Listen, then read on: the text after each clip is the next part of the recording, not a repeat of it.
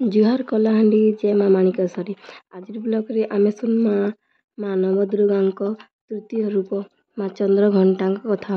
ମା ଚନ୍ଦ୍ରଘଣ୍ଟାଙ୍କ ମସ୍ତକରେ ଚନ୍ଦ୍ରମା ଧାରଣ କରନ୍ତି ଏବଂ ତାଙ୍କ 10ଟି ହାତ ଅଛି। 9 ହାତରେ ମାତା ତ୍ରିଶୂଳ, ଖଣ୍ଡା, ଗଦା, ଧନୁ, ଶର, କମଣ୍ଡଳ, ଘଣ୍ଟ, ଜପମାଲା, ଶାନ୍ତି ମୁଦ୍ରା ଏବଂ ଗୋଟିଏ ହାତରେ ମା ଆଶୀର୍ବାଦ ଦେବା ମୁଦ୍ରାରେ ରଖନ୍ତି।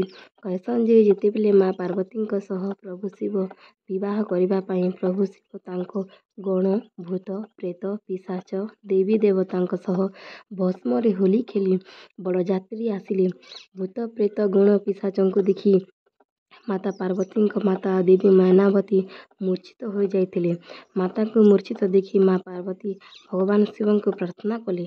ମା ପାର୍ବତୀଙ୍କ ପ୍ରାର୍ଥନା ଶୁଣି ପ୍ରଭୁ ଶିବ ସୁନ୍ଦର ଯୁବକ ରୂପେ ମା ପାର୍ବତୀଙ୍କୁ ବିବାହ କଲେ। ବିବାହ ପରେ ମାତାଙ୍କୁ ନେଇ ପ୍ରଭୁ କୈଳାସ ପର୍ବତକୁ ଗଲେ। ବିବାହ ପରେ ପ୍ରଭୁ ଧ୍ୟାନରେ ମଗ୍ନ ହୋଇଗଲେ। ମା ପାର୍ବତୀ ସେଠାରେ ଭବନରେ ଅସ୍ତବ୍ୟସ୍ତ ହୋଇଥିବା ଘର ସଜାଡ଼ିଲେ ଏବଂ ସୁନ୍ଦର ଭାବେ ପ୍ରଭୁଙ୍କ ପୂଜା କରିଲେ।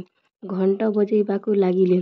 ଘଣ୍ଟ ସ୍ୱର ଶୁଣି ପ୍ରଭୁ ଶିବ ମାଙ୍କ ପାଖକୁ ଯାଇ ତାଙ୍କ ପୂଜାରେ ପ୍ରସନ୍ନ ହୋଇ ତାଙ୍କୁ ଚନ୍ଦ୍ରମା ଦେଇଥିଲେ ଏବଂ ତାଙ୍କୁ ଚନ୍ଦ୍ରଘଣ୍ଟା ବୋଲି ସମ୍ବୋଧନ କରିଥିଲେ।